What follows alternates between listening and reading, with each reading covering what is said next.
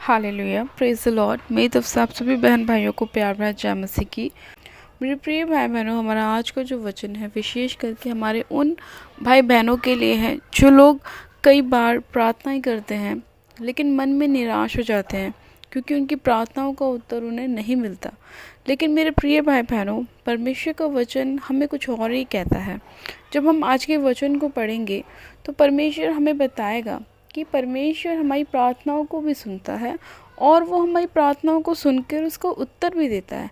बस हमारा विश्वास किस प्रकार का होना चाहिए और हमें परमेश्वर से कैसे मांगना चाहिए, आज हम वचन के द्वारा सीखेंगे। आज हम एक वचन को पढ़ेंगे, यिर्मयाह की पुस्तक, उसका 33 अध्याय और उसकी 3री आयत से हम पढ़ेंगे। परमेश्वर का वचन कहता है, मुझसे प्रार्थना कर और मैं तेरी सुनकर तुझे बड़ी बड़ी और कठिन बातें बताऊंगा जिन्हें तू अभी नहीं समझता। आमीन, हालेलुया। परमेश्वर के आज के इस प्यारे और सुंदर वचन के लिए हम पिता परमेश्वर का दिल से धन्यवाद करते हैं। मेरे प्रिय भाई बहनों, परमेश्वर का वचन कहता है कि मुझसे प्रार्थना कर और मैं तेरी सुनकर तुझे बड़ी बड़ी और कठिन बातें बताऊंगा जिन्हें तू अभी क्या नहीं करता, समझता नहीं है। इसका मतलब ये है मेरे प्रिय भाई बहनों कि कई बार जब हम अपने जीवन में प्रार्थनाओं को करते हैं तो परमेश्वर हमें कुछ ऐसी बातें बताना चाहता है, लेकिन कई बार क्या होता है कि जब हम प्रार्थनाएं करते हैं और जब हमारी प्रार्थनाएं लंबी नहीं होती और जब हमारा विश्वास पूरी तरह से परमेश्वर पर नहीं होता तो जो बातें परमेश्वर हमें बताना चाहता है कई बार हम उन्हें नहीं समझ पाते, क्योंकि परमेश्वर का वचन कहता है कि ज्ञान ना होने के कारण से मेरी प्रजा जो है वो क्या हो रही है, नष्ट हो रही है, नाश हो रही है। तो इसलिए सबसे पहले तो ये कि हमें परमेश्वर के वचन का ज्ञान होना बहुत ज़रूरी है, क्योंकि वचन खुद ये कहता है कि मैं क्या करूँगा, उनकी प्रार्थनाओं को सुनकर और उनको क्या करूँगा, बड़ी बड़ी और कठिन बातें बताऊँगा। यानी कि परमेश्वर आपकी प्रार्थनाओं को सुन रहा है। हम ये नहीं कह सकते कि परमेश्वर हमारी प्रार्थनाओं को नहीं सुनता, परमेश्वर हमारी प्रार्थनाओं को सुनता है, लेकिन हमें भी अपने फेथ को बढ़ाना है, अपने विश्वास को बढ़ाना है। ये नहीं कि हमने आज प्रेयर करी और हम ये सोचें कि कल हमारी प्रार्थना का उत्तर हमें मिल जाए या आज ही हमारी प्रार्थना का उत्तर हमें मिल जाए। कई बार क्या होता है कि जब हम लगातार प्रार्थनाएं करते रहते हैं, जब हमारी प्रार्थनाओं का उत्तर आता है, और कई बार ऐसा होता है कि हमने परमेश्वर से कुछ मांगा और परमेश्वर ने तुरंत हमें दे दिया, लेकिन परमेश्वर कहता है कि मैं बड़ी बड़ी और कठिन बातें उसे बताऊंगा जो उसके अभी समझ में नहीं आएगी। परमेश्वर आपको कुछ जाहिर करना चाहता है, कुछ समझाना चाहता है, कुछ बताना चाहता है, लेकिन अगर आप उसको समझने के लिए तैयार नहीं हैं, आपकी बुद्धि उस टाइप की नहीं है कि आप परमेश्वर की वाणी को सुन सकें या उसकी आवाज़ को समझ सकें या जो परमेश्वर ने आपको दिखाया आप उसे जान सकें, तो इसके लिए आपको क्या करना पड़ेगा, वचन के ज्ञान को लेना पड़ेगा। अगर आपके अंदर वचन का ज्ञान है तो जो बातें परमेश्वर आप पे जाहिर करता है, आप पे प्रकट करता है, आप उसे समझ पाएंगे, क्योंकि परमेश्वर का वचन ये खुद कहता है कि मैं उसे बड़ी बड़ी और कठिन बातें समझाऊंगा। लेकिन अगर आप प्रार्थना ना करने वाले व्यक्ति हैं, वचन पढ़ने वाले व्यक्ति नहीं हैं, तो आपको परमेश्वर कुछ भी जाहिर कर दे, आपको कुछ भी समझ में नहीं आएगा। इसीलिए परमेश्वर के वचन की समझ, उसका ज्ञान आपको होना बहुत ज़रूरी है। इसीलिए आज बहुत सारे जो विश्वासी हैं उनके जीवन में यही समस्या आती है। वो ये कहते हैं कि हम प्रार्थनाएं कर रहे हैं, हम परमेश्वर से मांग रहे हैं, लेकिन हमारी प्रार्थनाओं का उत्तर आ नहीं रहा है। अब प्रार्थनाओं का उत्तर क्यों नहीं आ रहा है? क्योंकि आप उस उत्तर को समझ नहीं पा रहे हैं। कई बार परमेश्वर आपसे दर्शनों में बात करता है, कई बार परमेश्वर आपके पास्टर के द्वारा आपसे बात करता है, कई बार खुद वचन के द्वारा बात करता है, लेकिन अगर आप वचन में परिपक्व नहीं है, अगर आप वचन की समझ को नहीं रखते, तो आपको नहीं समझ में आएगा कि परमेश्वर ने तो आपकी प्रार्थना का उत्तर आपको कब का दे दिया, लेकिन आप ही उस बात को नहीं समझ पाए। इसीलिए मेरे प्रिय भाई बहनों, परमेश्वर के वचन को आप ऐसे ना पढ़ें कि आप एक पुस्तक को पढ़ रहे हैं। परमेश्वर के वचन को आप ऐसे पढ़ें कि वो आपसे बात कर रहा है, आपकी प्रार्थनाओं का उत्तर वो आपको दे रहा है।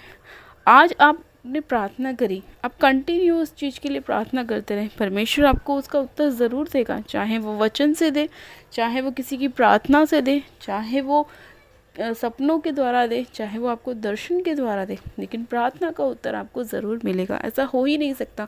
परमेश्वर कहता है कि वो अपने मांगने वाले को प्रतिफल क्यों ना देगा, कि जब एक अविश्वासी अपने बच्चों के लिए अच्छा मांग सकता है, तो जब एक विश्वासी अपने लिए मांग रहा है तो मैं उसको क्यों ना दूंगा। वो परमेश्वर ऐसा परमेश्वर है कि जब उसके बच्चों से कुछ मांगते हैं तो वो फट देने के लिए तैयार है, वो हमेशा रेडी रहता है आपको देने के लिए। लेकिन ये भी कंडीशन देखी जाती है कि आप लेने के लिए तैयार हैं कि नहीं। परमेश्वर आपको आशीष देना चाहता है, बरकत देना चाहता है। परमेश्वर ने तो इंसान को बनाया ही इसीलिए कि वो उसको आशीष दे, बरकत दे, लेकिन इंसान को भी वो आशीष और बरकत लेने आनी चाहिए। इसीलिए मेरे प्रिय भाई बहनों, प्रार्थनाओं के अंदर बने रहें, वचन को अपने जीवन में थामे रहें, क्योंकि यही आपका एकमात्र सोता है जो आपको हर एक परिस्थिति से बाहर निकाल सकता है। आपकी परेशानियों का हल परमेश्वर का वचन है। आपकी आशीष का जो सोता है वो परमेश्वर का वचन है। आपकी चंगाई का, छुटकारे का जो हल है वो परमेश्वर का वचन है। अगर किसी को चंगाई चाहिए तो परमेश्वर के वचन को खोलें और चंगाई वाले वचनों को आप पढ़ना शुरू करें, अपने ऊपर डिक्लेयर करना शुरू करें, घोषणाएं करना शुरू करें। परमेश्वर का वचन आपके जीवन में कार्य करना शुरू कर देगा। मेरे प्रिय भाई बहनों, जिस दिन आप ये समझ जाएंगे ना कि परमेश्वर का वचन कार्य कैसे करता है, क्योंकि परमेश्वर ने कहा कि जीव के वश में मृत्यु और जीवन दोनों हैं।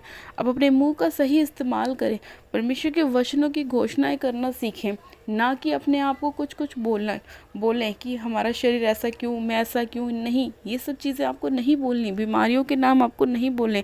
आपको चंगाई वाले वचनों की घोषणा अपने जीवन में, परिवार में, बच्चों के ऊपर, हस्बैंड के ऊपर, वाइफ के ऊपर, अपने घर में, अपने ऊपर परमेश्वर के वचन की घोषणाएं करनी है। और परमेश्वर के वचन की जब आप घोषणाएं करना शुरू करेंगे तो आपका जीवन धीरे धीरे बदलना शुरू हो जाएगा, और वो एक दिन इतनी बड़ी आशीष में बदल जाएगा कि आपको खुद को भी नहीं पता लगेगा। क्योंकि परमेश्वर के वचन में क्या है? सामर्थ्य है। परमेश्वर के वचन में जीवन है, परमेश्वर के वचन में ही चंगाई है, और परमेश्वर के वचन में ही छुटकारा है। हालेलुया। इसीलिए मेरे प्रिय भाई बहनों, अगर आपको अपने जीवन में किसी भी हिस्से में परमेश्वर की आशीष चाहिए, चंगाई चाहिए, छुटकारा चाहिए, बरकत चाहिए, या आपको प्रार्थनाओं का उत्तर चाहिए, तो परमेश्वर के वचन की घोषणाओं को करना अपने जीवन में शुरू करें। परमेश्वर आपके जीवन को बदलना शुरू कर देगा, ये मेरा बिलीव है। तो मेरे प्रिय भाई बहनों, आज से आप ये ना कहें कि परमेश्वर हमारी प्रार्थनाओं को नहीं सुनता। परमेश्वर आपकी प्रार्थनाओं को सुनता है। बस परमेश्वर आपके फेथ को देखना चाहता है, आपके विश्वास को देखना चाहता है कि आप परमेश्वर के वचन पर कितना भरोसा करते हैं, उसकी बात को कितना फॉलो करते हैं, उसके दासों की बात को कितना फॉलो करते हैं, और परमेश्वर के साथ कितना आप वफादार रहते हैं। जैसे ही आप अपने फेथ को, अपने विश्वास को, अपनी वफादारी को, पवित्रताई को परमेश्वर को आप दिखाना शुरू करेंगे, परमेश्वर आपके जीवन में उत्तम से उत्तम कार्यों को करना शुरू करेगा और आपकी प्रार्थनाओं के उत्तर आपको देना शुरू कर देगा। हालेलुया। आइए मेरे प्रिय भाई बहनों, प्रार्थनाओं में चलते हैं। परमेश्वर आप सभी लोगों को आशीष दे। आप सब जन अपनी आंखों को बंद कीजिए, मैं प्रार्थना करती हूँ।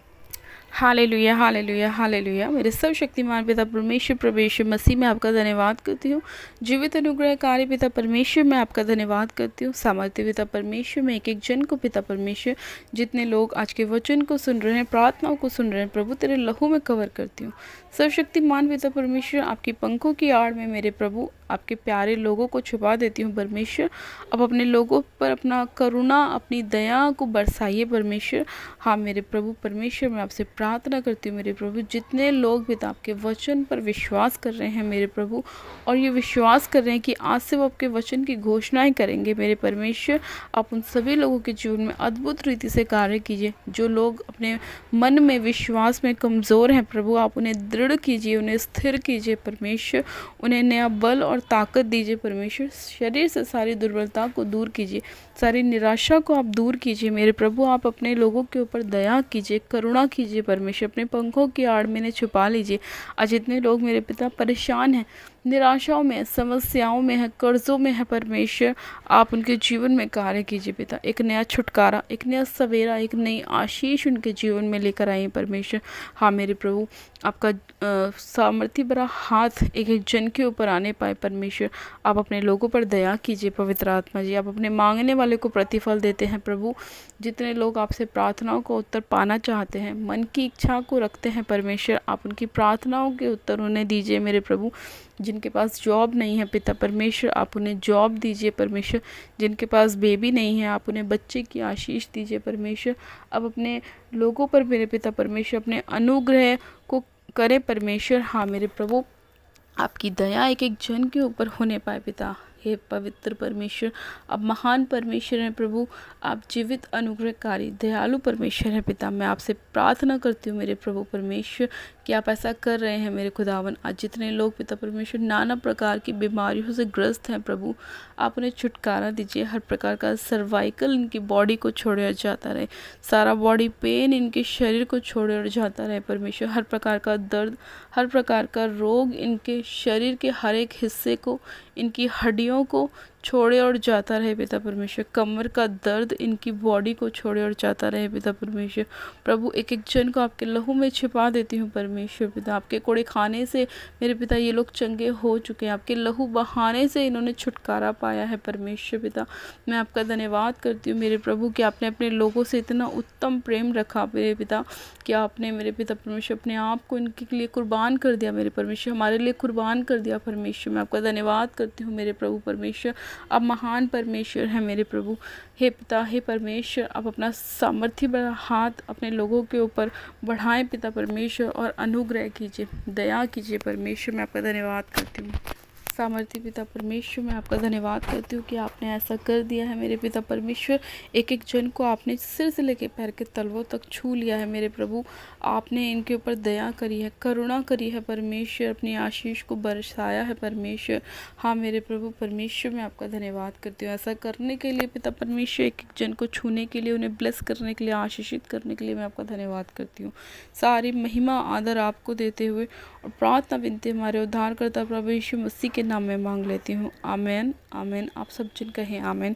गॉड ब्लेस यू मेरे प्रिय भाई बहनों। आप सभी जन आशीषित हैं, परमेश्वर आप सभी लोगों को आशीष दे। मेरी तरफ से आप सभी लोगों को प्यार भरा जय मसीह की। God bless you, praise the Lord.